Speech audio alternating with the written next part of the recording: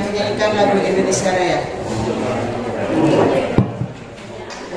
Hadirin dimohon berdiri dan petugas sedang dipersilakan.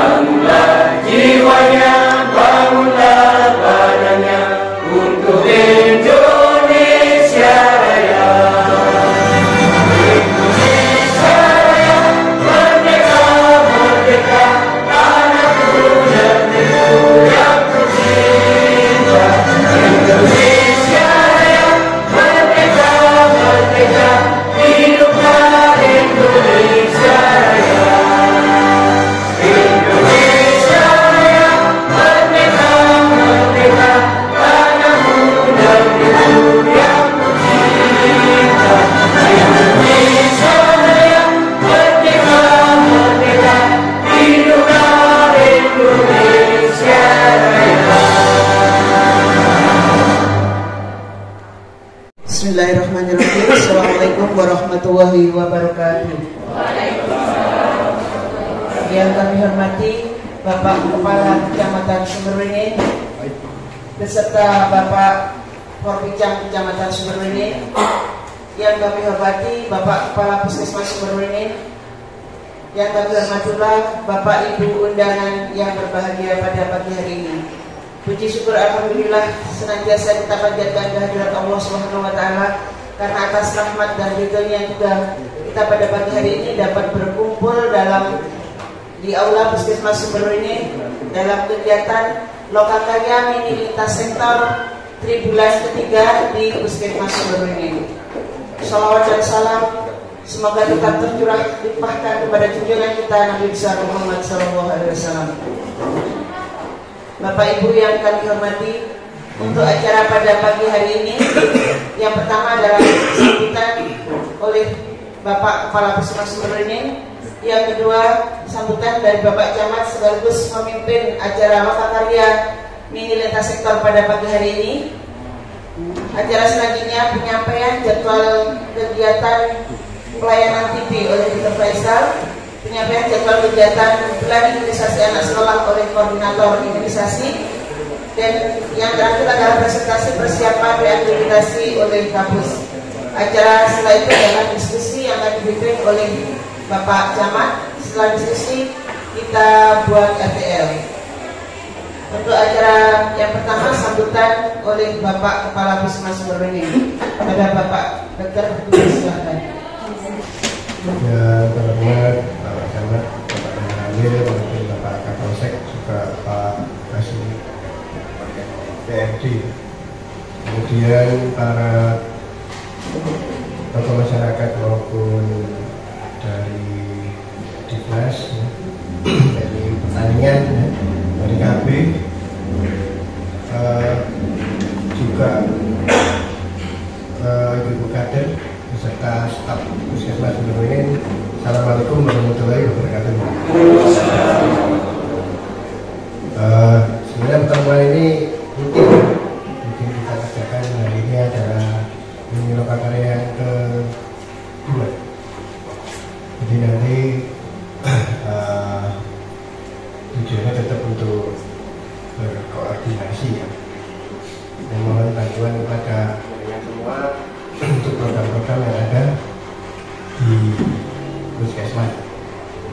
mungkin yang lebih penting saya hanya mengingatkan bahwa tanggal 24 Oktober terus tanggal 26 dan 27 Oktober itu Puskesmas akan melaksanakan reakreditasi, ya. Mohon dukungan dan bantuannya, ya. Tanggal 24 itu mungkin daring, ya. Nanti tanggal 26, 27 nya itu baru dilakukan luring. Perlu diketahui di sesi terakhir luring hari kedua itu ada kemungkinan nanti akan dilakukan telusur, ya. Mohon bantuan Pak Muspika, juga mungkin dari sekolah bisa juga dilakukan telusur, ya, kemudian posyandu. Ya, walaupun sudah kita siapkan, nanti jadi apa tidaknya tergantung dari surveinya, ya. Itu sebagai ya. Dan sekali lagi saya mohon dukungannya. Yang kedua, saya juga mengucapkan terima kasih atas kehadiran Bapak Ibu sekalian yang hadir pada hari ini, ya.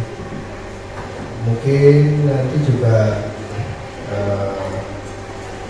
karena sekarang yang lagi bahasan yang lagi itu juga tentang itu, nanti juga ada sedikit sosialisasi dari dokter saya.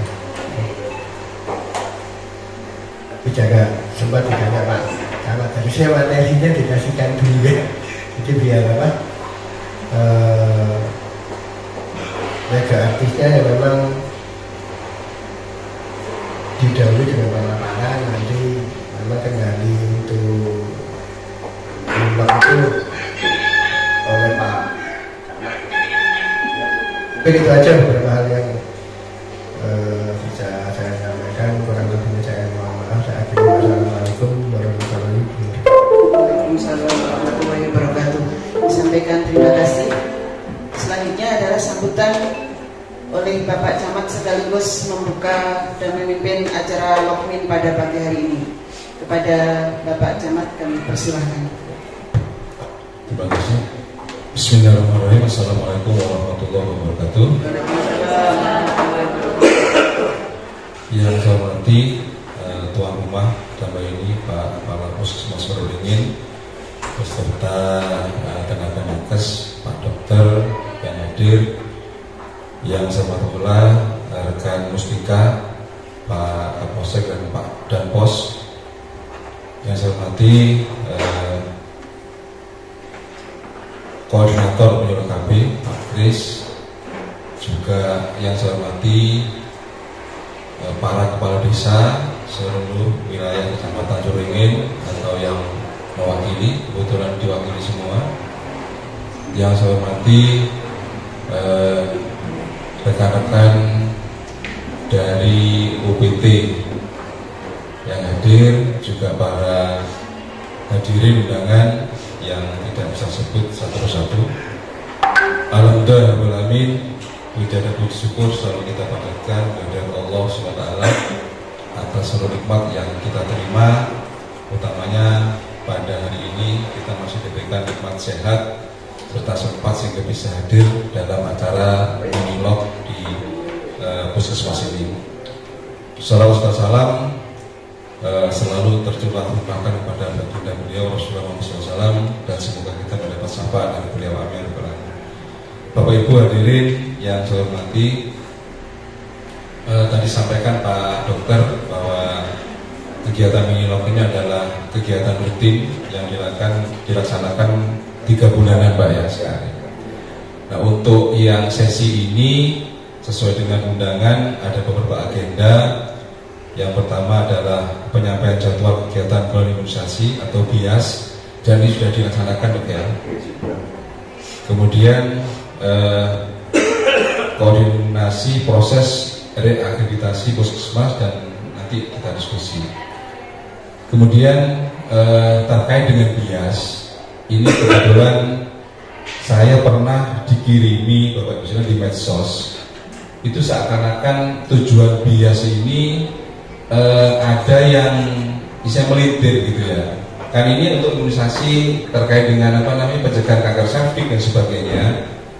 Ini ada yang informasikan supaya anak-anak kita ini istilahnya mandul gitu Pak. Jadi pemandulan gitu. Ini pernah saya terima medsosnya gitu ya. Nah, makanya di forum ini mari kita bisa istilahnya bisa menyampaikan kepada masyarakat, sehingga kalau sampai ini diterima orang yang percaya gitu Pak, artinya kan akhirnya anak-anak ini tidak sukses kita menjalankan imunisasi kegiatan bias ini. Jadi mohon ini bisa menjadi counter ya, bagi di sini ada dari desa bisa menyampaikan kepada masyarakatnya, kemudian bagi UPT sekolah-sekolah ini, karena ini adalah targetnya di sekolah gitu, anak kelas 1, kelas 5, kelas 6 gitu ya. Jadi agar upaya-upaya pemerintah di dalam mencapai kesehatan utamanya generasi muda ini bisa dapat terlaksana dengan baik. Tanggal 24, 26, 27 ini akan diadakan reakreditasi atau penilaian di puskesmas sebelum ini. Jadi kami mohon juga bantuannya, dukungannya dari semua pihak, istilahnya agar reakreditasi ini berjalan dengan lancar gitu ya. Jadi mungkin nanti telusur ke desa, telusur mungkin ke Posyandu, kalau kecamatan, istilahnya kecamatan, Koramil dan Polsek ini pasti sudah memberikan 100% dari dukungan gitu ya. Jadi mohon kepada desa. Kemudian kami harapkan pada kegiatan minilog ini tentunya proses komunikasi dua arah gitu ya. Jadi nanti puskesmas menyampaikan apa-apa yang sebagai kegiatannya sesuai dengan rencana kegiatan. Nah kemudian juga yang diundang nanti Bapak Ibu sekalian tolong juga bisa memberikan informasi atau terkait dengan bagaimana kondisi utamanya di masyarakat kita itu tingkat kesehatan seperti apa dan apa yang diharapkan. Jadi artinya tidak komunikasi satu arah saja, tapi tentunya puskesmas sebagai pelayan masyarakat tentunya pasti ada hal-hal yang akan dicapai. Peningkatan pelayanan yaitu adalah tujuan daripada puskesmas ini. Itu mungkin berkat dari saya, Pak Dokter, nanti mungkin paparan dari puskesmas, nanti juga akan ada panel diskusi. Terima kasih, saya sampaikan. Wassalamualaikum warahmatullahi wabarakatuh. Untuk paparan yang pertama yaitu penyampaian pelayanan TB penyakit menular tuberkulosis oleh Dr. Profesor. Kepada Dr. Profesor kami persilakan. Assalamualaikum warahmatullahi wabarakatuh. Selamat pagi yang terhormat kepada Bapak Camat, Bapak Kapolsek dan Bapak Babin beserta jajarannya. Mohon izin mengawali kegiatan. Pada kesempatan kali ini saya akan membawakan situasi kasus TBC yang ada di Indonesia, terutama di Sumber Waringin, yang dimana situasi kasus TBC di Indonesia per tahun 2014 ini itu sekitar 845.000. Kasus infeksi laten tuberkulosis sendiri pada tahun 2014 itu didapatkan sekitar 1.700.000.000. Jadi secara tidak langsung, karena kasus infeksi laten tuberkulosis ini kan tidak menimbulkan gejala, akhirnya tidak terdeteksi. Nah, lama-kelamaan kasus ILTP itu akan menjadi kasus TBC aktif dalam waktu 5 tahun ke depan jika tidak dilakukan pencegahan. Sasarannya adalah keluarga yang kontak erat dengan pasien TB aktif, karena ya kan namanya kontak erat, jadi sering bertemu langsung, ya pasti bakterinya itu di ruang itu saja, jadi gampang tertular. Oleh karena itu, saya menawarkan sebuah inovasi untuk meningkatkan mutu pelayanan puskesmas Sumberberingin dengan pembuatan kartu kendali untuk pasien ILTP, di mana metodenya adalah melakukan telusur langsung kepada pasien TB aktif dengan mewawancarai orang yang kontak satu rumah. Nah, nanti itu dicatat orang yang kontak satu rumah itu berapa orang, apakah ada gejala atau tidak. Jika memungkinkan untuk dirujuk ke puskesmas, kita sarankan untuk merujuk ke puskesmas untuk dapat terapi pencegahan agar tidak berubah menjadi TBC aktif. Seperti itu. Next. Nah, capaian kasus di Sumberberingin sendiri per September itu ada 31 kasus. Ini mungkin ada penambahan, kemarin ada pasien baru lagi Pak, dari kalau tidak salah dari Sukoharjo. Nah, sedangkan capaian kasus infeksi laten tuberkulosisnya itu hanya 12. Jadi saya rasa itu tidak mungkin kalau cuma 12. Sementara satu orang pasien TB itu kan di rumah pasti ada 2 atau 3 orang. Nah, jadi solusi inovasi saya itu untuk meningkatkan capaian kasus infeksi laten agar tidak berubah menjadi TBC aktif. Next. Nah, tujuannya apa? Tujuannya adalah untuk menerapkan nilai dasar berakhlak di UPTD Puskesmas Sumberberingin. Terus untuk tujuan khususnya meningkatkan pelayanan penanggulangan TBC di wilayah kerja Puskesmas Sumberberingin dan mencegah kasus LTB untuk menjadi kasus TBC aktif.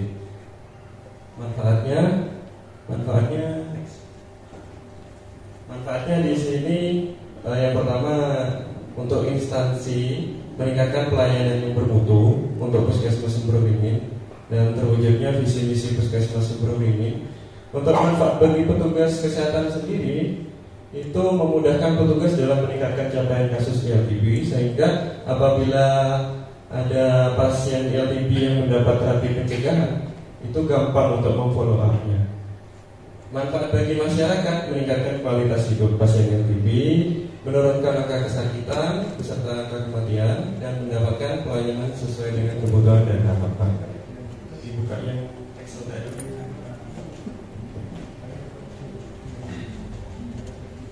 Nah, ini bentuk kartunya Bapak. Ini namanya Kuli Paten TB, kartu kendali infeksi laten tuberkulosis.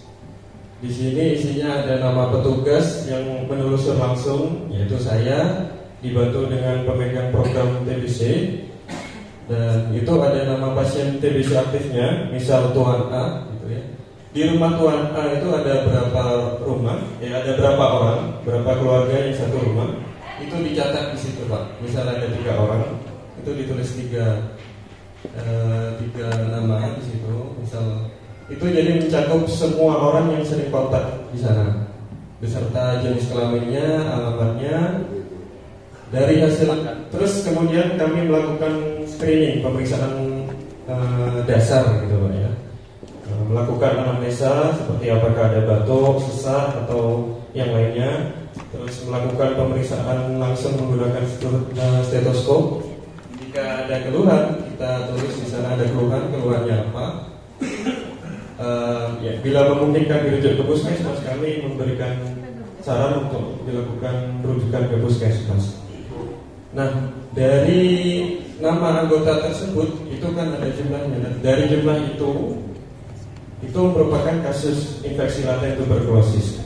Kemarin kami sudah melakukan telusur langsung ke yang mungkin belum sampai 31 kasus, mungkin sampai 15-an kasus.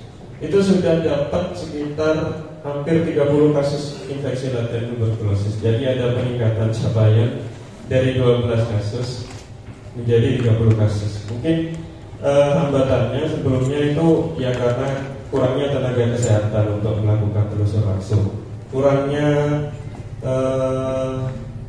Mungkin kurangnya metode seperti kartu pencatatan itu kan, sementara ini kan kartu pencatatan infeksi laten itu kan tidak ada dicatat di lembaran biasa. Nah, tujuannya itu untuk memudahkan capaian kasus infeksi laten tuberkulosis agar tidak menjadi kasus TBC aktif. Mungkin cukup sekian pemaparan singkat dari saya, Bapak Ibu. Mudah-mudahan inovasi yang saya tawarkan ini bisa berkelanjutan ke depannya, bisa meningkatkan capaian agar tidak menjadi TBC aktif dan juga berguna untuk menurunkan kasus TBC di Indonesia. Ya. Mungkin cukup sekian. Bila ada yang ditanyakan, monggo.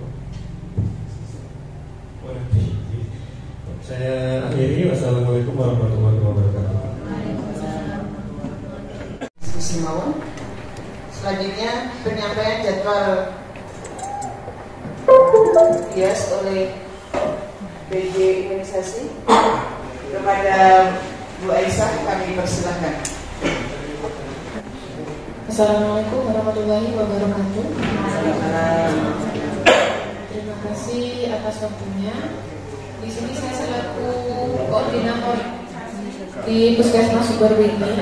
Sebenarnya saya di sini ingin menyampaikan dua hal. Yang pertama yaitu kegiatan BIAS, Bulan Imunisasi Anak Nasional, kemudian Bulan Imunisasi Anak Sekolah, kemudian yang kedua untuk pengenalan vaksin antigen baru yaitu rotavirus. Untuk kegiatan BIAS ini di bulan Oktober ada dua jenis imunisasi, yaitu BIAS DT, difteri tetanus, dan HPV, Human Papilloma Virus. Untuk pelaksanaannya ini sekarang sedang berlangsung di 24 sekolah yang ada di wilayah kerja Puskesmas Suberwini, di mana untuk sasarannya imunisasi DT ini sasarannya yaitu semua anak kelas 1 SD atau MI. Kemudian untuk HPV sendiri sasarannya yaitu semua anak perempuan kelas 5 dan kelas 6 SD atau MI. Mungkin tadi yang agak sedikit disinggung oleh Bapak Camat yaitu tentang HPV ya. Mungkin masih banyak yang belum tahu. Tapi alhamdulillah kayaknya kalau di Suberwini sudah mulai paham. Karena HPV sendiri ini kan Human Papilloma Virus. Ini untuk mencegah anak-anak dari penyakit kanker serviks yang ditularkan dari vaksin dari virus papilloma virus ini. Jadi kenapa yang diberikan hanya anak perempuan? Karena kan yang berisiko terkena penyakit tersebut adalah anak perempuan. Terus kenapa juga yang diberikan usianya usia kelas 5 sama kelas 6? Yaitu tadi karena penularan papilloma virus ini kan melalui hubungan seksual. Jadi dipastikan untuk anak seusia tersebut belum pernah berhubungan seksual sehingga belum pernah terinfeksi virus human papilloma ini. Karena kalau sudah pernah berhubungan seksual, si perempuan ini wajib melakukan pemeriksaan IVA terlebih dahulu. Kalau memang sudah dinyatakan positif negatif, baru dia bisa divaksin. Begitu. Jadi mohon disampaikan untuk masyarakat, memang untuk HPV ini tidak ada hubungannya dengan kemandulan ya.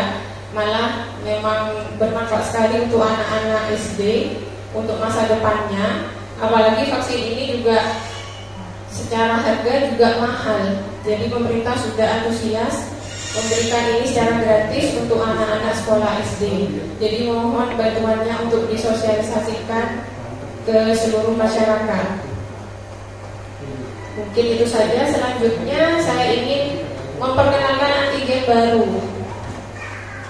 Selain ada PCV, di mulai bulan Agustus ini kita ada antigen baru untuk bayi, yaitu namanya rotavirus.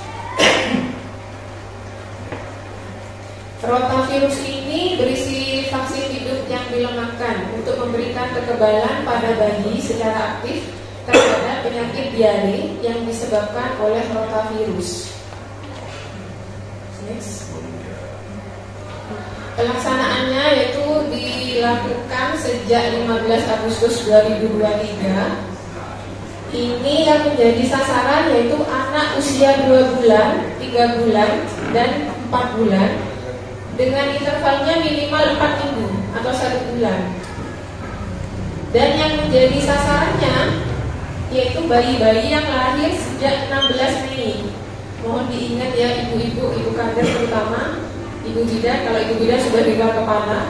Kalau bagi ibu kader, mohon bantuan untuk nanti di posyandu untuk supaya diingat, yaitu sasaran rotavirus ini bayi-bayi yang lahir sejak tanggal 16 Mei 2023. Ini pemberiannya yaitu 3 kali ya. Tadi di usia 2, 3, dan 4 bulan. Dan jangan lupa juga untuk rotavirus ini ada usia maksimalnya. Jadi dia usia minimalnya 2 bulan dan usia maksimalnya 6 bulan 29 hari. Jadi kalau dia sudah umur 7 bulan, lepas sudah, tidak bisa diberi lagi. Misalkan di umur 3 bulan dia dapat, 4 bulan dia dapat. Kemudian karena tidak dapat posyandu sampai umur 7 bulan, ya sudah lepas. Jadi dia hanya dapat 2. Sehingga itu tadi perlindungannya tidak maksimal. Next. Ini tadi sudah, itu mulai 16 sasarannya.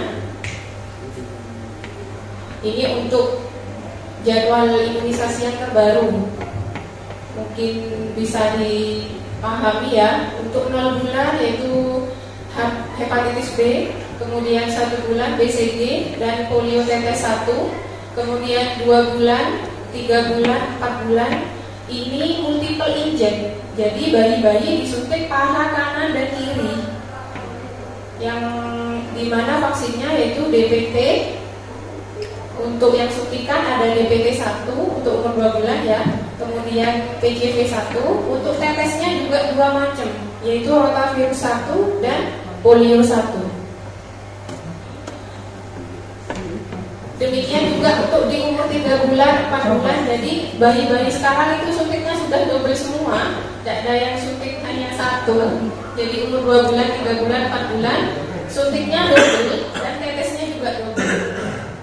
Kemudian di usia 9 bulan nanti ada imunisasi tambahan, yaitu bisa di double sama campak, bisa juga satu-satu kalau orang tuanya mungkin tidak setuju. Jadi bisa 9 bulan campak, 10 bulannya IPV 2. Karena IPV ini sekarang disarankan diberikan 2 kali. Yang pertama di usia 4 bulan, yang kedua di usia 9 bulan. Jadi diingat-ingat, pokoknya kalau sudah ada anak mau imunisasi campak, ini juga waktunya IPV 2, gitu ya. Kemudian ada lagi nanti di usia 12 bulan, yaitu PCV 3. Lanjutan dari PCV 1 dan PCV 2 di usia 2 dan 3 bulan. PCV 3-nya di umur 1 tahun. Untuk JE di Bondowoso masih belum ada Japanese encephalitis ini, tapi insya Allah tahun depan sudah ada di Bondowoso. Jadi tambah banyak antigen memang bayi-bayi ini. Kemudian yang lanjutan tetap di umur 18 dan 19 maksimal 24 bulan, itu DPP lanjutan dan MR lanjutan. Untuk biasnya yaitu yang anak kelas 1 ini DT sama MR, difteri, tetanus dan campak. Ini diberikan dalam waktu 1 tahun itu intervalnya 1 bulan. Kemudian kelas 2 per tahunnya dapat imunisasi tetanus, difteri. Untuk kelas 5 dia di bulan awal, misalkan di Agustus dia dapat imunisasi TB, tetanus, difteri, maka 1 bulannya lagi dapat imunisasi HPV khusus yang perempuan. Untuk HPV ini dosisnya memang 2 kali. Jadi kalau tahun ini kelas 5 dia disuntik, maka tahun depannya lagi dengan interval 1 tahun, di kelas 6 dia dapat lagi. Next.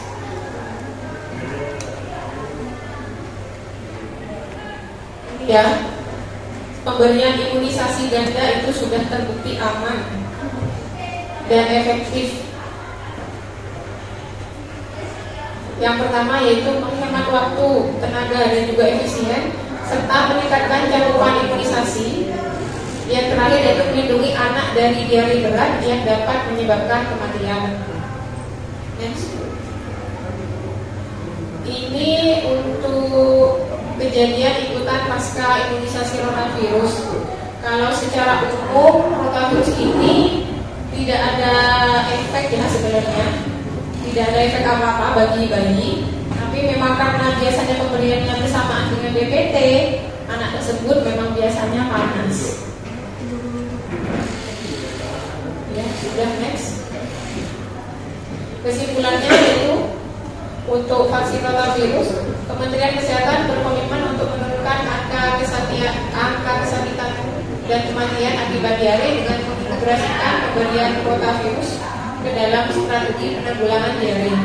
Vaksin yang efektif digunakan yaitu rotavirus ini. Kemudian vaksin baru ini juga sudah menjadi indikator ekstra Kementerian Kesehatan tahun 2022 sampai 2024. Yang terakhir yaitu diperlukan dukungan dari semua pihak untuk menyukseskan introduksi vaksin-vaksin baru ini ke dalam program imunisasi, yaitu yang pertama tadi BCV, HPV, dan RV. Memang VV semua. Jadi BCV ini untuk pneumonia, rotavirus, dan human papillomavirus. Next. Mungkin itu saja dari saya. Selebihnya mohon maaf. Wassalamualaikum warahmatullahi wabarakatuh. Terima kasih. Selanjutnya presentasi persiapan diakreditasi oleh Bapak Kepala Puskesmas seluruhnya kepada Bapak Dr. Agus Sukanto, kami persilakan. Ini nanti yang harusnya saya sampaikan di waktu ini ada. Jadi pusat tadi sebenarnya sudah berdiri sejak tahun 77. Saya masih umur berapa? Umur 4 tahun gitu. Ya. Salah satu persaudaraan yang berada dalam sadar budaya kerja Sukasari. Jadi dulu belum ada sebenarnya. Ya. Jadi awalnya itu persaudaraan, terus kita puskesmas. Kemudian 2001 ada istilahnya bukan pemekaran. Waktu saya di Sempor juga gitu. Ada pemekaran budaya apa itu? Ya juga ada. Desa Sumberwingin masuk dalam wilayah kerja Kecamatan Sumberwingin dan terdiri dari 6 desa. Ya, lanjut. Ini alamatnya, terus mungkin ada yang mau jadi kita begini ya, layanan aduan ini kita buka. Nomor 1 tujuannya agar kita bisa memperbaiki diri kita. Biasanya kalau ada permasalahan gajah di rumah tangga, pokoknya gitulah. Jadi tujuannya agar nanti pelayanan yang sudah ada di sini itu agar lebih baik lagi. Ya. Ada Bu Muslim, ada Mbak Hendra, sama Bu Surati. Dan kita memang mau baca, Pak. Bagi yang membutuhkan informasi bisa menghubungi 3 orang. Kita juga punya email, ya. Kalau misalkan langsung ke saya, ya, umum pas saya ada, ya. Lanjut. Ini visi ya, jadi setiap puskesmas tentunya harus punya visi dan misi ya. Meningkatkan derajat kesehatan masyarakat Sumberwingin demi terwujudnya Bondowoso melesat dari ekonomi, lestari, sejahtera, dan terdepan dalam bingkai iman dan takwa. Ini masih bantu Pak takwa. Mewujudkan sumber daya manusia yang berkualitas dan unggul di Kecamatan Sumberwingin, yang memperdayakan masyarakat Sumberwingin untuk hidup sehat dan mandiri dalam bidang kesehatan, memberikan layanan kesehatan yang berkualitas, baik upaya kesehatan primer dan sekunder maupun upaya kesehatan tersier. Ada rujukannya maksudnya, ya. Lanjut. Tata nilainya ini ya, berakhlak, sekarang dari berorientasi pelayanan, akuntabel, kompeten, harmonis, loyal, adaptif, dan kolaboratif. Ya, budaya kerjanya ada 5 M: lintas, rapi, resik, rawat, dan rajin. Ya, lanjut. Motonya melayani dengan hati, kesehatan Anda adalah kepuasan kami. Jenis pelayanannya sebenarnya ada 18. Dia ada pelayanan kesehatan masyarakat, ada prokes, ada kesehatan lingkungan, gizi, KB ya. Ausel untuk kesehatan remaja, anak usia sekolah dan remaja. Kemudian lansia, ada program penanggulangan penyakit B2, apa aja itu diare, kusta, ispa, hepatitis ya, TBC, HIV, DBD, malaria, rabies. Nah, surveillance ini berhubungan dengan pengamatan kejadian penyakit, terutama penyakit yang menular ya, kemudian imunisasi, kesehatan jiwa, Parkesmas dan PTM ya,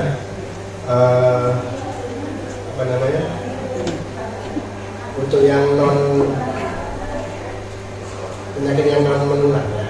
Pelayanan kesehatan masyarakat, pengembangan ada UKGM, usaha kesehatan gigi masyarakat, ada Indra, penanganan masalah penyalahgunaan nafsa ya, ada Matra, ada Hatra, kesehatan tradisional ada juga, kesehatan olahraga, UKK dan kefarmasian. Ya, lanjut. Ini untuk kesehatan perorangan ya, mulai dari unit 8 ada pelayanan pemeriksaan unit, pelayanan kesehatan ibu dan anak, ada yang ada imunisasinya, kemudian kesehatan gigi dan mulut. Nah, kebetulan kita punya poli TBC ini baru saya untuk di bulan-bulan ini ya. Kemudian ada layanan kefarmasian atau obat, laboratorium di pengolahan darah ya, isi dan pojok laktasi ya. Layanan keseling, layanan TKPR ini untuk khusus remaja, UGD dan rawat inap sama ruang bersalinan atau ponet. Ini tentang kegawat daruratan obstetrik. Jadi perlu diketahui bahwa ada 6 puskesmas ponet di Bondowoso itu. Salah satunya adalah sumber ini ya. Jadi ya harusnya sudah terlatih ya. Ada dokternya, ada perawat, ada bidan yang sudah dilatih penanganan obstetrik, neonatus, emergensi, gizi, gitu ya. Jadi beda ya dengan sekolah ini beda Pak. Jadi ponet itu ya sebenarnya hierarkinya itu lebih tinggian sini ya. Tapi boleh menangani kasus-kasus yang kegawat daruratannya itu ringan sampai sedang. Ya. Tapi biasanya kita lanjut. Lanjut. Nah ini kok bisa dikatakan SDM-nya sementara ini dokternya kalau 4 itu sama dokter, perawatnya ada dari 23, sanitarian dulu 2, sekarang 1 ya. Petugas labnya 1 ya, petugas 1 dulu 2, 1 terus apa itu, kesmas 1, rekan medik saya nggak punya ya, admin ke 1, pengadministrasian 4 ya, tenaga penunjang 10. Yang dari semua itu ASN-nya juga 29 orang ya, ASN 48 orang. Ini nggak salah tadi ya, kira kalau ASN ini nggak sampai 48, ini yang belum bisa ya. Total jenderal di sini pegawainya jumlahnya 63 ya. Loh, kok bisa non ASN-nya lebih banyak? Iya, memang ya. Jadi pegawai non ASN-nya memang lebih banyak ya. Itu Pak Dokter tidak masuk loh ya. Non ASN. Ya itu makanya itu kalau Pak Kapus ya Mas. ya wes lanjut. Kepemimpinan dan manajemen timnas. Terus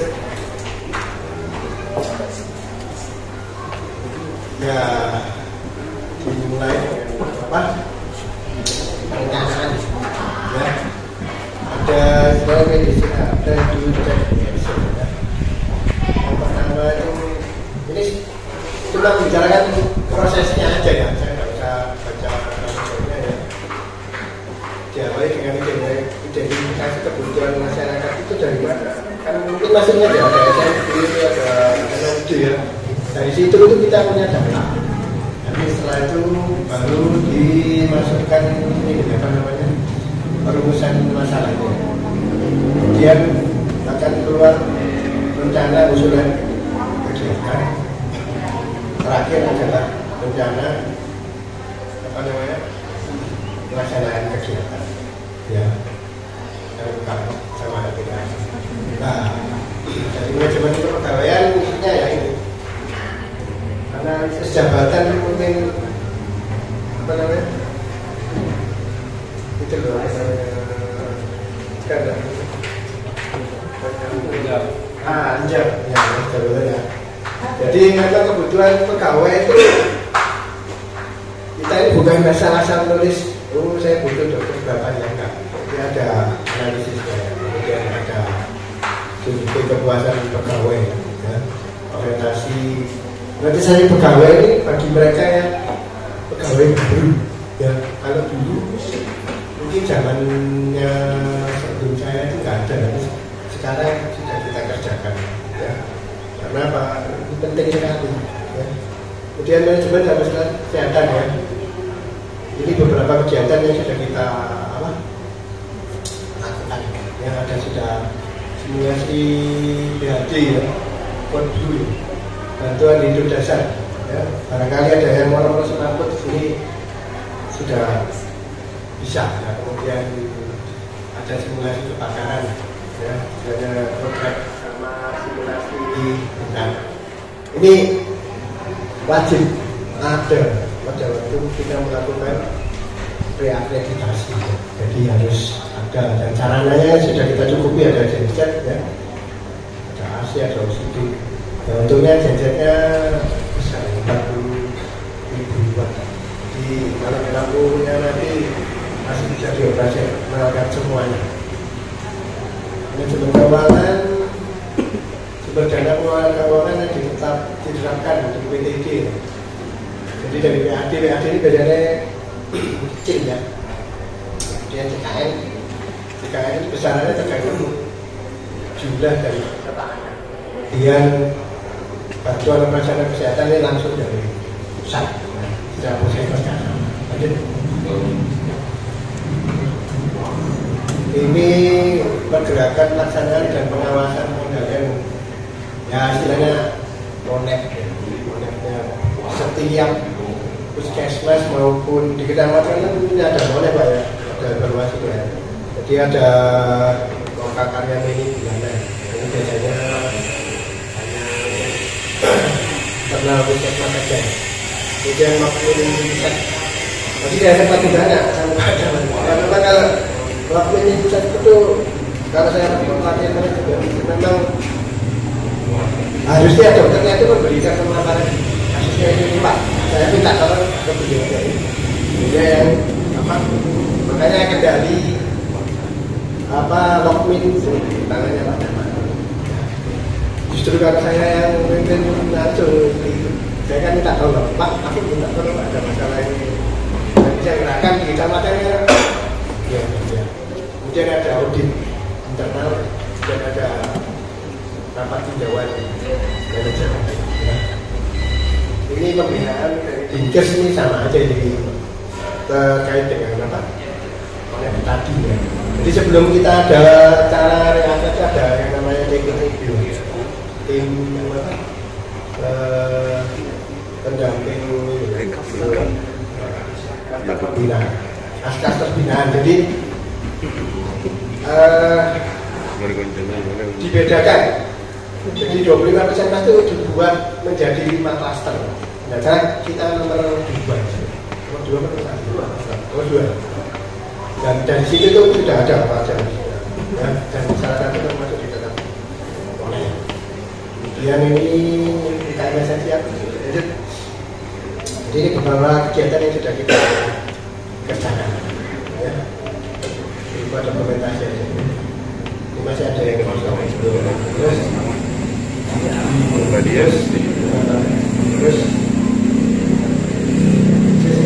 program prioritas ini balik program prioritas.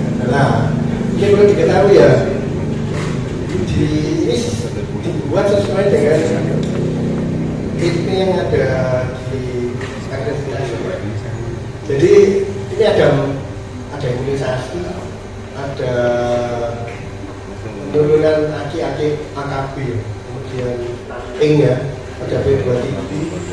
Jadi program prioritas nasional ini yang ditetapkan oleh pemerintah, ya, kita harus bisa menurunkan 5 yang wajib kita kerjakan. Terus lanjut. Ini dukungan dan implementasi UKM ya. Ini ya.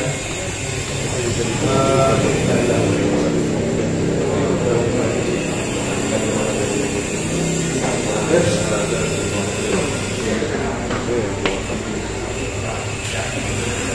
sama ya, ini ada perencanaan pelaksanaan kegiatan pengawasan ya, implementasi dan UKM-nya ya, tidak lanjut ya. Layanan kegiatan pengawasan ya. Terus ini berapa ini sudah kita kerjakan. Terus nah untuk program untuk mutu ya, jadi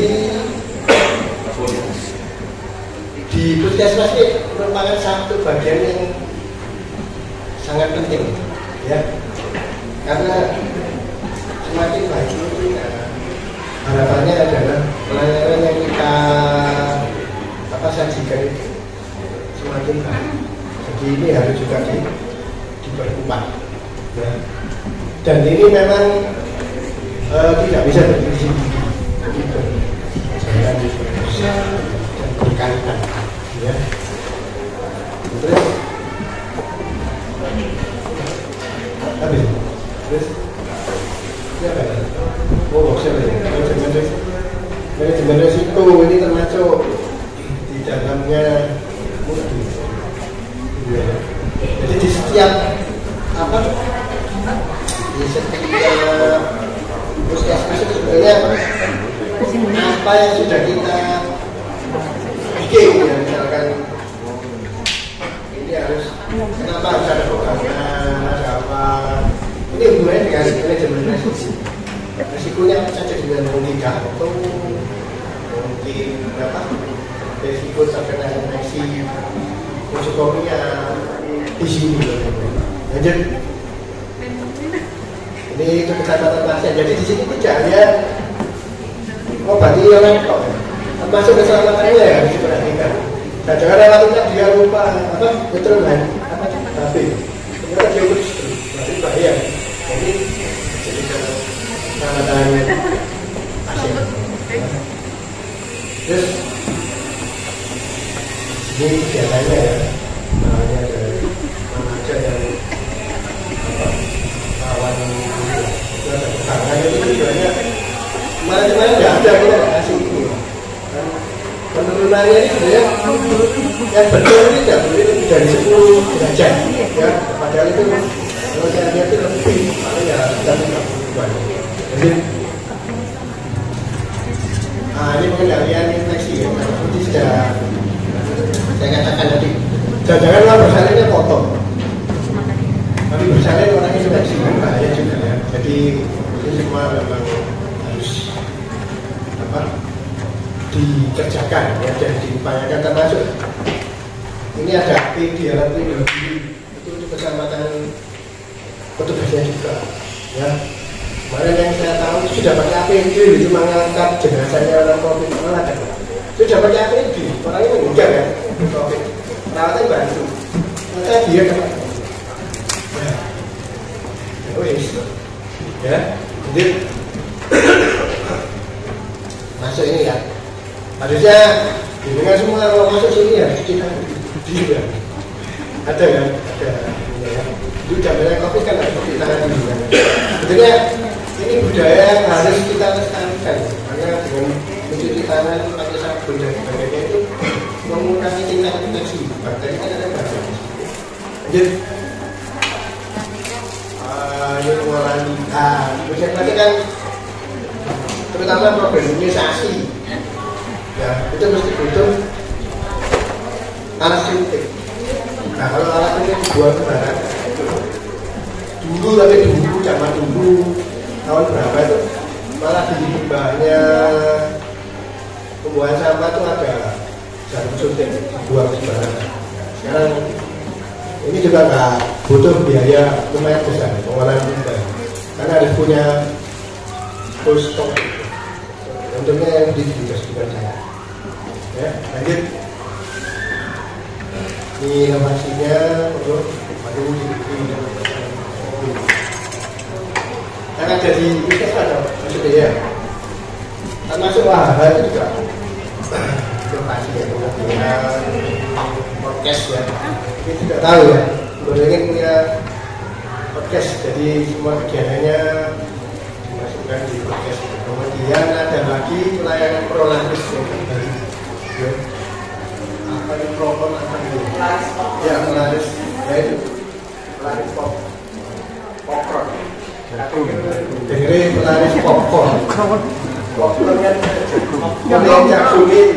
jagungnya muntus-muntus gitu. Tapi itu ya memang terserah aja. Waktu itu kegiatannya nggak jalan.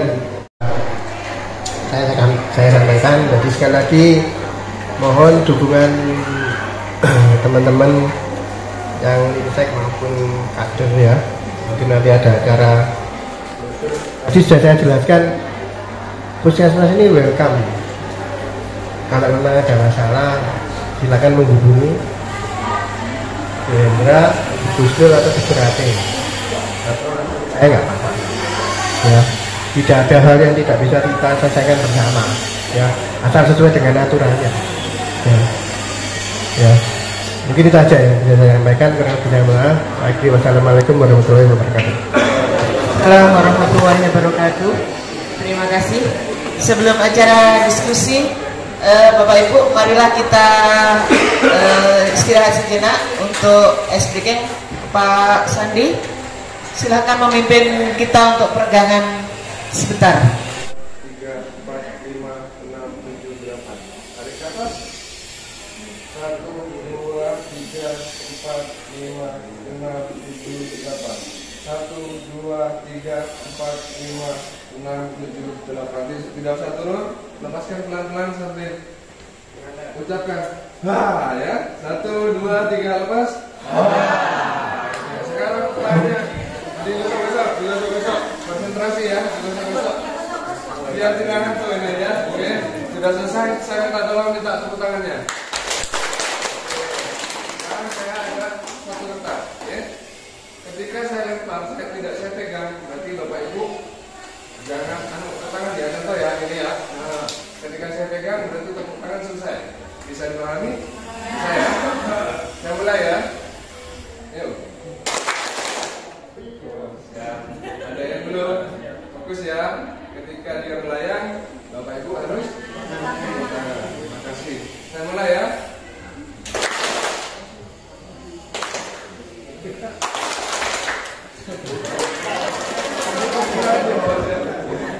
Lagi ya.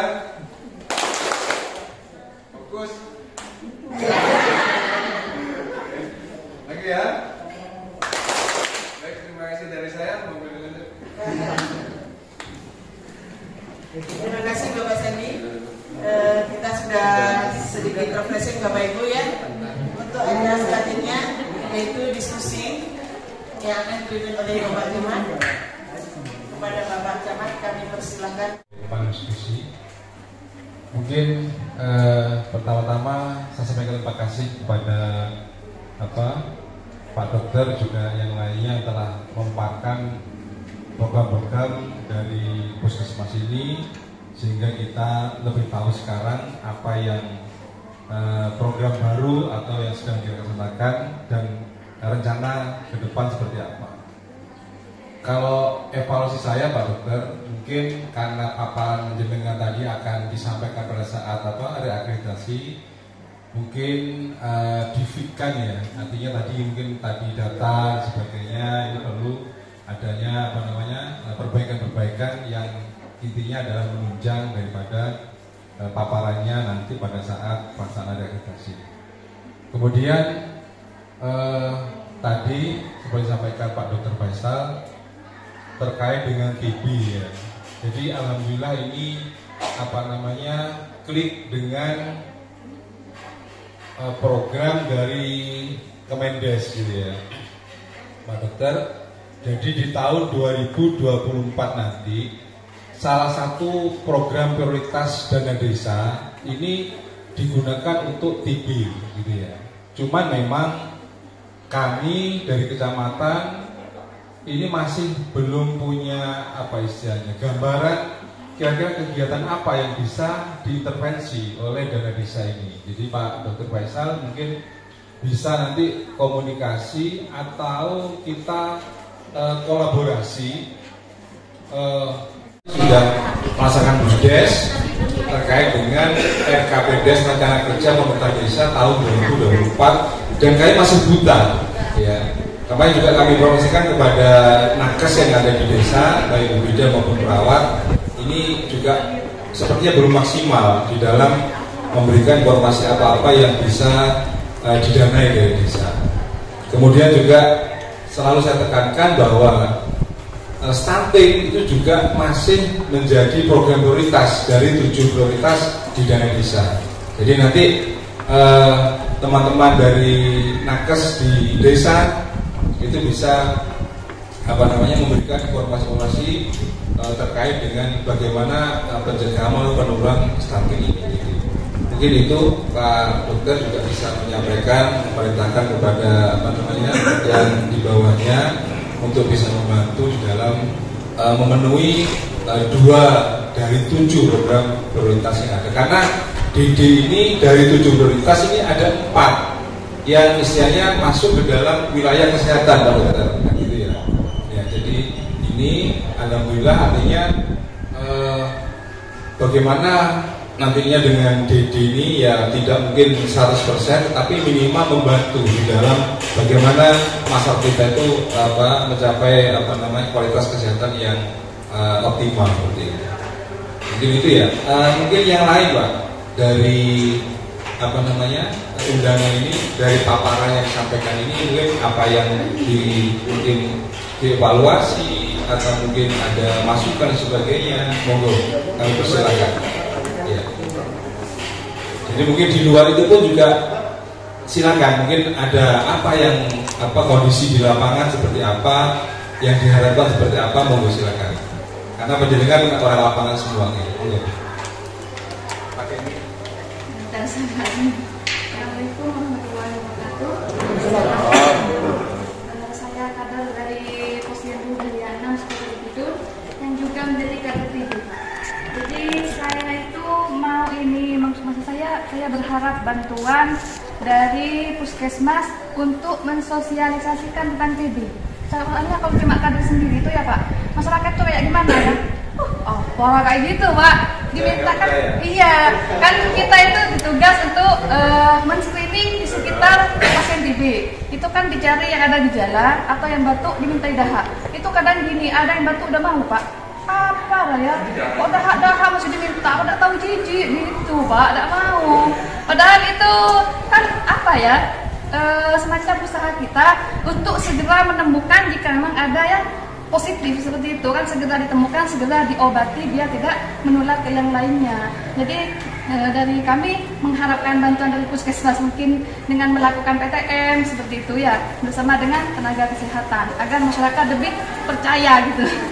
Kalau cuma kadernya itu kayak dipandang sebelah mata gitu menjelaskan itu. Mungkin hanya itu dari saya. Terima kasih. Assalamualaikum warahmatullahi wabarakatuh. Iya. Terima kasih masukannya Bu ya. Nanti mungkin memang belum kita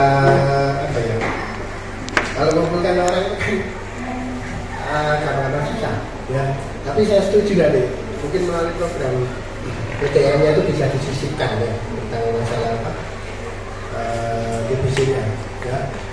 Tapi sebenarnya kalau nggak salah sudah dilatih juga ya waktu itu. Dilatih sama Dinkes sudah ya? Iya. Sudah ya. Nggak apa-apa, nanti kita bekerja sama lagi nanti mungkin melalui PJTB-nya itu bisa untuk melakukan. Di sini juga ada prokes. Kalau perlu nanti kita buatkan semacam iklan itu lebih ya. Kalau bisa disebar luaskan ya. memang kendalanya ya itu kadang batuk. Tapi sebenarnya sekarang ini kalau sudah batuk lebih dari 2 minggu itu wajib diperiksa kerak. Ya. Asal dia yang nggak boleh itu kalau dia batuknya itu ada darah itu nggak bisa diperiksa pakai alat yang puskesmas. Ya. Juga untuk penderita-penderita yang kencing manis itu sebetulnya ya ada kewajiban untuk memeriksakan keraknya kalau pas dia batuk. Karena disinyalir ada sekian persen dari penderita kencing manis itu menderita TB. Ya sama kendalanya kita juga itu. Sebenarnya yang dilakukan dokter saya itu untuk infeksi laten TB itu sebenarnya tujuannya juga itu meningkatkan cakupan capaian TB.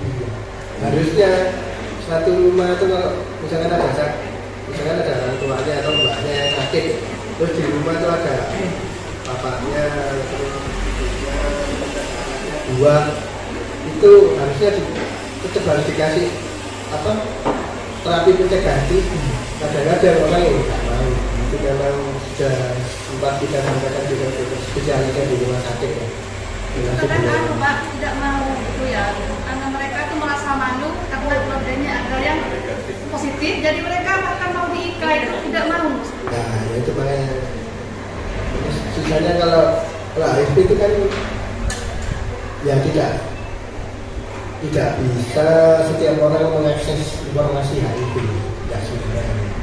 Ya, nanti itu kita nih kalau kan penemuan kasusnya itu aktif pasif ya masalahnya. Jadi kalau pasif kan dia datang sendiri ke sini itu dia dibilang pasif, kalau aktif kita datang. Ya coba nanti kita sampaikan juga ke dinas kesehatan mungkin bisa memberi masukan yang lebih baik lagi ke puskesmas, nanti kita kerjakan bersama-sama. Ya itu aja yang bisa saya katakan.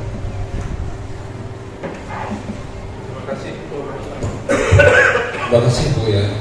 Jadi mungkin itu salah satunya Ibu bisa memberikan informasi ke desa ya. Jadi dibutuhkan apa sosialisasi mungkin seperti itu atau hal-hal yang lain. Karena desa juga perlu masukan dari kader-kader ini Pak. Dari itu ya. Nanti juga desa tolong ini koordinasikan dengan bidan desa ataupun perawat ataupun kader yang di desa yang masing-masing. Mungkin lain Pak Dokter. Baik, sedikit menambahkan aja bahwa ibu-ibu ya, mumpung kita berkumpul di sini, jadi silakan disampaikan segala permasalahannya. Bahkan yang ingin memberikan apresiasi pun dipersilakan. Jadi sekarang ini zamannya bebas menyampaikan aspirasi ya, menyampaikan pendapat. Jadi kalau ada keluhan silakan disampaikan, dan sebaliknya bila mana ada kepuasan atau apresiasi yang ingin panjenengan sampaikan kepada tugas kami atas pelayanan kami, mohon disampaikan juga, karena itu juga bagian dari pembangkit semangat kita untuk selalu meningkatkan target. Saya persilakan Bapak Ibu. Di desa, dokter sama kemarin kita sampaikan bahwa prioritas penggunaan dana desa tahun 2024 itu ada penurunan stunting dan percepatan eliminasi TBC. Nah, jadi desa sebenarnya bingung apa yang harus dianggarkan nanti untuk percepatan eliminasi TB. Jadi harapan kami nanti selain stunting yang sudah didiskusikan kemarin itu sudah berjalan, apalagi dengan KP, percepatan eliminasi TBC yang tercantum di dalam prioritas penggunaan dana desa tahun 2024 itu juga perlu adanya masukan kepada pemerintah desa. Kegiatan apa saja yang harus dilakukan oleh desa, yang harus dianggarkan oleh desa untuk menggugurkan kewajiban ini. Karena ini memang menjadi prioritas yang menjadi instruksi dari Kementerian Desa untuk dilaksanakan oleh pemerintah desa. Sedangkan desa masih belum tahu apa yang harus dilakukan untuk percepatan eliminasi TBC ini. Jadi pemerintah desa masih belum tahu. Silakan kami mohon nanti ada kerjasama dari pemerintah kecamatan dengan dari pemerintah desa dengan puskesmas dan kader TB yang ada di desa untuk berdiskusi kegiatan apa yang akan dilaksanakan untuk percepatan eliminasi TBC itu yang sudah diinstruksikan oleh Kementerian Desa. Mungkin itu tambahan sedikit dari kami. Jadi salah satu kegiatan atau program yang bisa dilakukan adalah seperti yang sudah dipaparkan oleh Dr. Faisal tadi. Jadi deteksi dini warga yang berpotensi menderita TB. Jadi nanti untuk selanjutnya programnya bisa langsung berkonsultasi dengan Dr. Faisal dan program TB Puskesmas ya. Kemudian ya. Nah, nanti Dr. Faisal kemudian mungkin bisa memberikan programnya seperti apa yang untuk ditindaklanjuti dengan tim dari desa, sedangkan anggarannya sudah ada dari desa, itu sangat bagus sekali. Jadi ini sebuah program yang gayung bersangkut Pak Camat. Jadi kita punya programnya, desa punya dananya, punya timnya, ini sangat bagus sekali. Jadi nanti tinggal kita kolaborasikan aja gimana cara supaya lebih efektif dan efisien dalam penggunaan dananya dan tepat sasaran. Terima kasih. Langsung saja pada pokok permasalahan Pak. Di yang pertama, apa yang disampaikan Bapak Camat maupun dari Bapak KSPMD tadi sangat tepat, karena dari desa itu harus disalurkan ada 7 skala prioritas. Yang telah disampaikan tadi juga ada 2, stunting dan TB. Desa juga karena di desa itu untuk masalah medis sangat awam, sehingga di dalam RKP atau Musdes apa yang diusulkan itu secara teknis belum ada, sehingga pihak desa juga apa yang menjadi program dari Dinas Kesehatan itu kita sangat butuhkan. Harapan dari desa begini Pak, kalau bisa nih di dalam RKP atau Musdes itu dari Dinas Kesehatan yang Puskesmas Beringin ini itu mengusulkan secara tertulis, jadi biar tidak lupa, sehingga kita nanti di dalam monep dari kecamatan itu kita kawal biar betul-betul tepat sasaran. Yang kedua tentang akreditasi Puskesmas Sumberwingin ini, tentunya apa yang perlu dibantu dari desa nanti pada hari-harinya itu. Yang kedua, akreditasi itu untuk apa Pak? Tentunya secara sepintas itu akan naik kelas. Kalau naik kelas, harapan dari masyarakat Sumberwingin tentunya karena di Puskesmas ini belum ada dokter spesialis. Jadi harapannya nanti kalau memang akreditasi bisa berhasil, apa yang menjadi penyakit secara umum di Sumberwingin ini tentunya kalau bisa ada dokter spesialisnya, biar tidak apa yang menjadi penyakit di warga masyarakat ini tidak terlalu dirujuk, bisa ditangani di Puskesmas Sumberwingin sehingga bisa efektif. Mungkin itu yang bisa saya sampaikan. Terima kasih. Wassalamualaikum warahmatullahi wabarakatuh. Terima kasih dari Sumberwingin. Mungkin langsung ke Pak Dokter.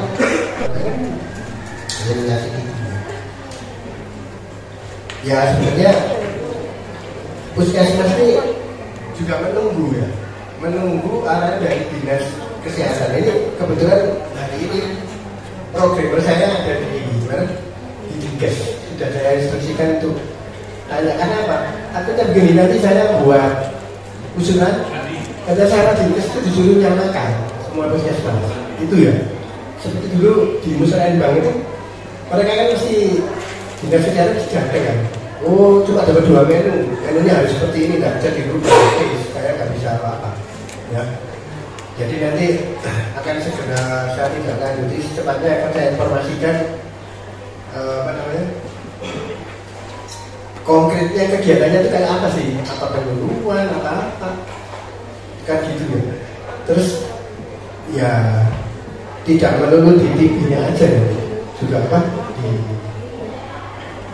stuntingnya. Terus yang nanti akan saya informasikan bisa lewat Pak Camat, bisa lewat Pak Kasih PRD-nya aja. Saya bila perlu nanti bidannya saya suruh ke desa masing-masing untuk berkoordinasi dengan perangkat desanya. Itu jadi memang harus dibuat tertulis ya. Itu yang pertama. Yang kedua, saya akan jawab yang akreditasi. Akreditasi itu sebenarnya kita apa sih? Jadi sudah saya sampaikan bahwa setiap pelayanan itu butuh suatu standarisasi. Ya. Kalau pelayanan di puskesmas itu nanti tidak. Di sini ada sejumlah 25 puskesmas.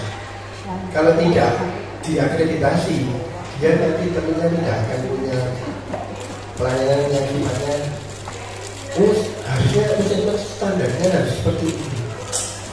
Harus ada ini. Tujuannya apa? Untuk memperbaiki mutu pelayanan.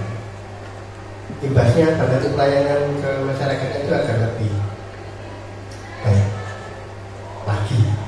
Ya, karena kan ya seperti halnya orang sekolah itu Pak. Kalau puskesmas itu dulu sudah SD ya, tapi sekarang harus naik lah. SMP ya, masa ya SD aja. Tapi ganti perannya ya balik-balik SD lagi kan seperti itu. Ya, tapi memang sangat diperlukan. Ya. Lah kalau yang kalau naik kelasnya ya ini yang susah. Sebenarnya sih di puskesmas itu tidak ada bedanya ya. Maksudnya gini, kemarin kita sudah dapat predikat madya ya, minimal itu kita harus naik satu tingkat utama. Syukur kalau dapat paripurna ya. Artinya apa? Kalau sudah predikat paripurna itu semua pelayanan itu ya yang saya tangkap ya, itu sudah memenuhi apa namanya elemen penilaian yang sudah sudah ditentukan. Harusnya kalau kita ini mau ngomong paripurna itu kayak posyandu paripurna itu betulnya dananya kan mandiri. Kalau betulnya nggak bisa. Tapi kalau secara hierarkinya itu memang ada peningkatan. Tapi kalau status puskesmasnya ya, tapi untuk pelayanannya itu kita bertambah. Saya kasih contoh ya. Walaupun kita belum direakreditasi dulu, kalau kita mau periksa dahak untuk TBC itu kita ngirim ke Taken. Tapi tahun kemarin itu saya baru dapat alat baru dari Jakarta yang namanya tes tempat molekuler. Ya otomatis statusnya puskesmas saya ini naik lah satu tingkat. Jadi saya nggak perlu profesionalnya, dijadikan puskesmas rujukan TBC, sampel sama psikosasi. Dan sebentar lagi mungkin kita ini dikasih PDP itu tidak salah tentang HIV ya. Jadi mereka yang sakit HIV itu bisa berobat di puskesmas ini. Otomatis sudah ada peningkatan status ya. Ya kalau yang apa tadi saya bicara hierarkinya itu saya nggak bisa jawab ya. Kalau diomong urutan ya harusnya kalau dapat paripurna otomatis lebih mutunya ya, kualitasnya itu lebih baik dari ya puskesmas tetangga misalnya gitu ya. Itu ya, mungkin nanti Pak Agung bisa tambah ya tantangan itu. Kalau yang saya ingin tekankan lagi itu benar sebenarnya saya juga punya keinginan seperti Bapak ini ya dari sumber pengen ya. Kenapa kok udah spesialis? Yang pernah kita kerjakan itu ya, itu adalah transfer knowledge, transfer keilmuan aja. Biasanya itu kalau di yang itu ada program kunjungan dokter spesialis kebidanan, dokter spesialis anak, juga dokter spesialis penyakit dalam. Yang sudah pernah saya ikuti itu waktu itu di puskesmas Kelongko, yang di sini belum. Tapi kalau misalkan mau menghadirkan dokter spesialis di puskesmas bukan nggak bisa.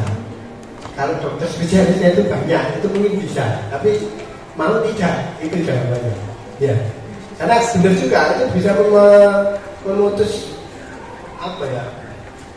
Kan jauh Pak dengan masuk spesialis saya ya sekali-sekali turun, maksudnya begitu ya. Benar juga itu, saya juga punya pemikiran seperti itu. Tapi kayaknya itu belum bisa dipenuhi oleh dinas kesehatan. Yang bisa, yang sudah kita ada istilahnya ada kerjasama itu kalau tidak salah yang dari dokter anak IDAI itu, ya ngajak ibu ya. Kita ini masuk ke mana ya, dokter Sarwo ini ada, jadi di bawah pengawasan dokter spesialisnya dokter Mama sama dokter Hendri ya. Jadi yang membina puskesmas saya ini 2 orang itu ada program dari IDAI, mungkin nanti 3 bulan sekali itu masih dikumpulkan, tetapi tidak bisa. Tapi pada waktunya kalau misalkan ada jadwal dikumpulkan, ya nanti saya informasikan ke budaya. Ya mungkin itu yang bisa saya sampaikan, itu akan jadi nanti biar kita bagaimana Pak. Benar banget. Terima kasih dokter. Assalamualaikum. Saya menambahkan apa yang sudah dijelaskan oleh Bapak Kapus. Jadi begini ya Pak, akreditasi itu adalah program yang dijalankan seluruh Indonesia. Jadi bukan hanya di Bondowoso saja atau di Jawa Timur saja, tapi seluruh Indonesia. Di mana pemerintah itu sekarang meningkatkan kualitas pelayanan di puskesmas dengan cara memberikan standar akreditasi. Di dalam akreditasi di situ ada 4 tingkat. Yang paling bawah adalah dasar, di atasnya itu madya, dan yang lebih utama, paling tinggi adalah paripurna. Lalu apa sih yang dirasakan pengguna layanan dengan adanya akreditasi itu, ya kan? Jadi kalau kita bicara akreditasi ini, artinya sebagai penerima layanan, terus fungsinya buat kita apa, gitu kan? Ya kan? Itu kan bisa buat puskesmas untuk apa? Untuk kegensian puskesmas saja, kan gitu ya. Bila mana terjadi gempa bumi pada tempat seperti ini, gempa bumi bagaimana?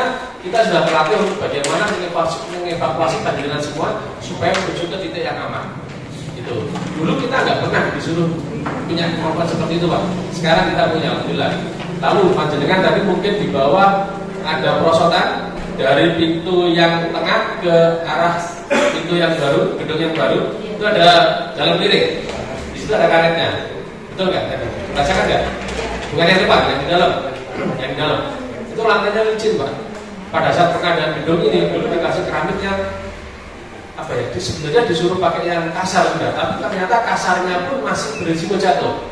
Dengan adanya akreditasi ini nggak boleh seperti ini, harus dikasih pengaman. Lalu kita kasih karet licin, ya licin, karet yang biar tidak licin. Nah, terus standar layanan, SOP pelayanan, mulai dari BP umum, BP KIA, BP rawat inap dan sebagainya. Itu kita harus sesuai dengan SOP. Jadi penerapan hal seperti itu dituang dalam sebuah sistem yang namanya akreditasi. Dan itu menyeluruh, bukan hanya pelayanan kepada pasien, tetapi dalam hal manajemen pembukuannya, pelaporannya, pengawasannya, bahkan dari perencanaannya seperti apa, itu semuanya diatur dalam program yang namanya akreditasi. Tujuan akhirnya adalah peningkatan mutu layanan, di mana masyarakat akan mendapatkan kualitas pelayanan yang lebih baik daripada dulu sebelum adanya akreditasi. Jadi untuk selanjutnya, seandainya ada keluhan atau unek-unek dari masyarakat atau pengguna layanan, misalnya panjenengan pas kebetulan ada keluarganya yang sakit misalnya di sini, terus ternyata ruang tunggunya kurang nyaman misalnya, ruang tunggunya kurang bersih, silakan disampaikan Pak. Kami siap menerima aspirasi, kami siap menerima kritikan, kami siap menerima saran untuk modal kita meningkatkan terus kualitas pelayanan kami. Puskesmas yang terbaik adalah puskesmas yang bisa membuat masyarakatnya hidup sehat mandiri. Sebenarnya gitu. Jadi kalau kita berpikir puskesmas ada dokter spesialis yang alatnya canggih, sebenarnya bukan itu. Memang kalaupun itu ada, itu bagus. Tapi sebenarnya fokusnya bukan di situ. Fokusnya adalah bagaimana kita bisa mengedukasi masyarakat, kita bisa melakukan pencegahan pada masyarakat, bisa mengajak masyarakat untuk bisa melakukan hidup sehat, lalu kejadian sakitnya itu sedikit, itu yang bagus. Jadi masyarakat sakit terus diobati sampai penyakit yang hebat pun puskesmas bisa mengobati, bukan seperti itu. Tapi puskesmas yang itu adalah, ternyata masyarakatnya itu sehat-sehat. Yang dulunya TB-nya banyak sekarang sedikit. Yang dulu suka buang air besar di sungai sekarang nggak ada lagi. Yang dulu banyak stuntingnya sekarang nggak ada lagi. Itu yang bagus. Jadi puskesmas itu yang terbaik itu sebenarnya bukan yang paling pintar mengobati, tapi adalah yang paling pintar mengedukasi masyarakat dan mengajak masyarakatnya untuk hidup sehat secara mandiri. Jadi gitu. Jadi kalau paradigmanya kita berharap puskesmas punya dokter spesialis yang paling hebat dengan alat yang paling canggih, mohon dikoreksi. Ya, jadi standar hebatnya puskesmas itu bukan di situ sebenarnya. Bagus sebenarnya itu bagus, tapi kalau dokternya bagus, alatnya canggih, tapi ternyata masyarakatnya masih banyak yang suka BAB di sungai, masih banyak stuntingnya, itu bukan puskesmas yang bagus. Walaupun di situ ada dokter spesialis yang banyak, alat-alatnya canggih-canggih. Gitu. Paham ya? Bapak Ibu semuanya paham ya? Jadi kita itu fokusnya di upaya kesehatan masyarakat, bukan upaya kesehatan perseorangan. Nah, ini bedanya ya. Mungkin selama ini dia sering mendengar istilah upaya kesehatan masyarakat, upaya kesehatan perseorangan. Bedanya apa sih gitu ya? Upaya kesehatan masyarakat itu Pak, itu yang sifatnya edukasi dan pencegahan tadi. Ya. Sedangkan upaya kesehatan perseorangan adalah pengobatan tadi. Jadi orang sakit datang ke sini diobati, baik itu rawat jalan maupun rawat inap maupun yang sifatnya urgensi mendadak atau UGD emergensi. Ya. Jadi upaya kesehatan masyarakatnya itu yang kita utamakan. Bisa dipahami ya? Baik, terima kasih banyak. Untuk yang pertanyaan lain, baik silakan. Ada sedikit Pak, tadi sebenarnya sudah sampaikan di sana kertas itu terkait tadi bahwa fungsi sudah dijelaskan, bahwa saya juga baru tahu bahwa fungsi puskesmas itu adalah yang benar adalah edukasi dan promosi kesehatan. Jadi untuk pada saat ini mungkin kita perlu edukasi lagi, yaitu selain pola hidup sehat mungkin adalah bagaimana pola makan Pak. Karena kita sudah di desa, terutama ibu-ibu muda kemudian anak-anak sudah larinya ke hedon, jadi mereka berbudaya ala-ala kota. Jadi tidak lagi bagaimana kita tahu makanan yang sehat, kemudian bergizi, berimbang dan aman. Nah mungkin itu yang perlu dibuatkan melalui layanan di Posyandu, informasi, edukasi, kemudian juga membuat banyak poster atau sebagainya terkait pola makan yang sehat. Itu yang saya sampaikan tadi. Kemudian juga ada tadi kita fokus pada 2024 fokus pada stunting dan TBC. Jadi mungkin udah dicandingkan lagi dengan di dana desa juga ada dana untuk ketahanan pangan. Bagaimana pangan yang mendukung untuk pencegahan atau mengatasi stunting dan TBC itu seperti apa? Misalnya pangannya itu harus makan apa? Gitu. Kemudian jadi tanamannya mungkin dari Dinas Pertanian menyiapkan tanaman ini yang sesuai dengan anjuran dari ahli gizi. Itu mungkin disondingkan Pak, lebih enak. Jadi biar desa punya tahu tanaman apa atau sumber nabatinya dari apa, itu mungkin lebih enak. Jadi rekomendasinya dari ahli gizi bahwa TBC dan stunting ini loh pola pangannya. Jadi nanti disandingkan, dan di Dinas Pertanian mungkin ada program yang bisa disandingkan penyediaan itu. Kalau misalnya desa ada, tidak ada di desa, misalnya bisa dari Dinas Pertanian. Mungkin itu Pak. Terima kasih. Assalamualaikum warahmatullahi wabarakatuh. Baik, terima kasih banyak Ibu. Mohon maaf Ibu, namanya Bu Elvita. Panggilnya Bu Elvita. Bu Elvita, ya, dari pertanian ya. Alhamdulillah kita beberapa kali bertemu ya, dan saya senang sekali dengan Bu Elvita itu mind blowing gitu loh. Jadi apa yang disampaikan itu selalu bagus ya, selalu positif. Terima kasih banyak Bu. Jadi memang benar untuk pelayanan gizi di puskesmas itu ada namanya konseling gizi. Di belakang ada, di ruangan belakang itu ada Bu Elna petugasnya. Di situ ada program konseling gizi sebenarnya. Ya, jadi untuk pencegahan stunting ya itu juga ada program PMT, pemberian makanan tambahan ya. Jadi sudah ada program, akan bagus lagi kalau dimaksimalkan dengan program seperti yang disampaikan Bu Elvita tadi. Jadi program yang diberikan puskesmas edukasi disambungkan dengan dari pertanian mengedukasi masyarakat untuk menanam apa-apa saja yang baik untuk kesehatan mereka terkait dengan pencegahan stunting, TB, bahkan masalah-masalah kesehatan yang lain. Betul ya Bu ya. Jadi seperti PTM ya, penyakit tidak menular, itu banyak sekali yang sebenarnya berasal dari cara mengkonsumsi makanan yang salah, caranya salah, yang dikonsumsi salah, jumlahnya salah, jenisnya salah, dan itu butuh edukasi yang luar biasa berat sebenarnya. Jadi itu butuh effort yang tidak mudah untuk memberikan pemahaman kepada masyarakat. Untungnya saat ini kita berada di zaman mudahnya komunikasi. ya, bahwa ibu semuanya pasti pegang HP, ya, dan masyarakat sekarang pun dengan tingkat ekonomi yang rendah itu ternyata juga sudah punya HP, walaupun orang tuanya nggak punya, tapi anaknya kemungkinan besar punya. Kita nyari anak remaja ya nggak punya HP itu sekarang sulit, Pak. Dari situ kita punya akses komunikasi yang bisa kita masuki. Dan salah satu sekarang yang sudah kita lakukan adalah dengan YouTube ya. Cuma sepertinya untuk bisa menyebarluaskan, memviralkan itu sulit. Ya, jadi nggak harus bersumber dari apa yang kami buat kontennya, dari yang luar pun, dari konten-konten positif yang bukan hoax ya. Karena kita saat ini juga sangat berhati-hati, ya perlu berhati-hati dengan adanya hoax. Ya, jadi hoax itu banyak, baik itu masalah politik, baik itu masalah keagamaan, baik itu masalah kesehatan, itu banyak menyesatkan. Kalau itu ternyata memang informasi yang benar, yang edukasi yang benar, itu mari kita sebarkan. Ya, jadi masyarakat bisa teredukasi dengan adanya media sosial, dan kita sebagai petugas yang resmi memberikan edukasi secara resmi, memberikan pelayanan yang terbaik, disambut lagi dengan pertanian yang memberikan edukasi bagaimana penanaman, pengolahan untuk konsumsi makanan yang sehat. Terima kasih banyak Bu Elvita. Mungkin ada lagi yang lain?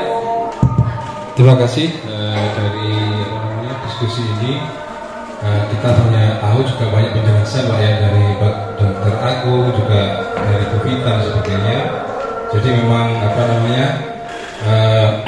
ini betul-betul hidup Pak ya. Jadi kita harapkan ke depan juga ada peningkatan ya, juga mungkin yang diundang tingkat kehadirannya juga semoga bisa naik gitu, sehingga memang artinya yang hadir ini betul-betul beliau-beliau yang bisa mengambil keputusan gitu. Tentunya tadi kalau banyak pertanyaan terkait dengan bagaimana puskesmas dan sebagainya, tadi sampaikan Pak Agung, tidak kalah pentingnya kita juga perlu memberikan apresiasi Pak Ibu kepada puskesmas ini yang tadi disampaikan oleh Pak Dokter bahwa semakin tahun semakin ke depan ini ternyata penambahan layanan di sini ya, begitu ya. Kalau Dr. Agung sampaikan tadi bahwa mungkin 5 tahun ke belakang ini puskesmas kita tidak seperti ini ya, tetapi sekarang sampaikan oleh Pak Kapus tadi bahwa banyak hal yang sudah dilaksanakan terkait dengan perbaikan pelayanan maupun penambahan layanan, dan ini tentunya semata-mata untuk meningkatkan pelayanan kepada masyarakat. Jadi tadi sampai ke Pak Agung, memang betul bahwa kalau semakin lama masyarakat kita semakin banyak yang sakit, berarti tidak berhasil gitu Pak ya. Jadi puskesmas ini bukan bisnis oriented begitu ya, tapi layanan gitu misalnya seperti itu, sehingga diharapkan memang kalau bisa tertekan ya, istilahnya jumlah pasien ini rendah begitu ya, itu baru dikatakan berhasil gitu.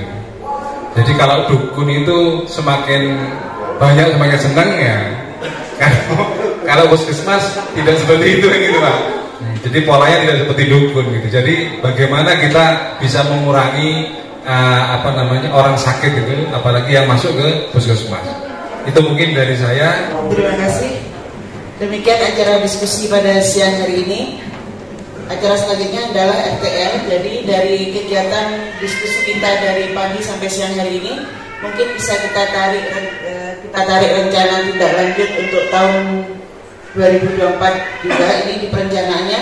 Silahkan teman-teman dari desa, ya mungkin bagus ya, untuk mengusulkan kegiatan untuk penurunan stunting melalui dana desa yang kemarin sudah disampaikan juga lewat login penurunan stunting di KB. Jadi kegiatan apa saja nanti teman-teman desa yang berkoordinasi dengan pihak desa. Juga mungkin kalau ada kegiatan lain yang bisa dikoordinasikan, mungkin dari kegiatan penurunan TB, kalau bisa dari dana desa itu dianggarkan, mungkin bisa dianggarkan, tapi semua juga melihat kecukupan dana dari desa. Itu mungkin.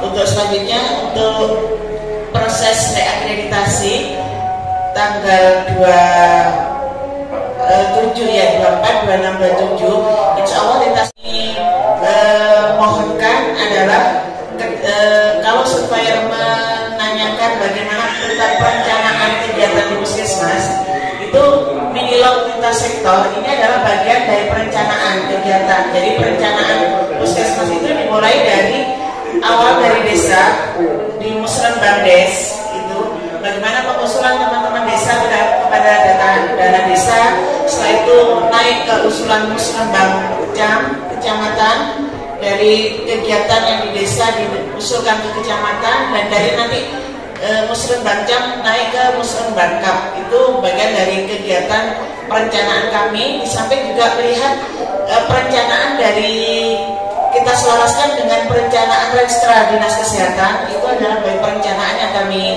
kerjakan di puskesmas. Apakah kegiatan yang kita kerjakan ini dikomunikasikan, dikoordinasikan dengan lintas sektor? Insya Allah teman-teman selama ini sudah melakukan kegiatan koordinasi baik dalam bentuk rapat maupun kunjungan langsung ke baik itu ke lintas sektor ke sekolahan atau ke desa, juga perencanaan itu dan pelaksanaan itu sudah kita lakukan. Jadi mungkin jawaban yang perencanaan keterkaitan dan keikutsertaan lintas sektor dalam perencanaan puskesmas itu yang kami perlukan jawaban dari Bapak Ibu. Untuk sebelum acara ini ditutup, terima kasih Dr. Agung, terima kasih Bapak Ibu. Acara minilog pada siang hari ini bisa kita akhiri dengan ucapan Alhamdulillahirabbil alamin. Sebelum meninggalkan ruangan, kami mohon Bapak Ibu untuk melakukan penandatanganan komitmen bersama lintas sektor yang ada di depan. Jadi diawali dari Bapak Camat.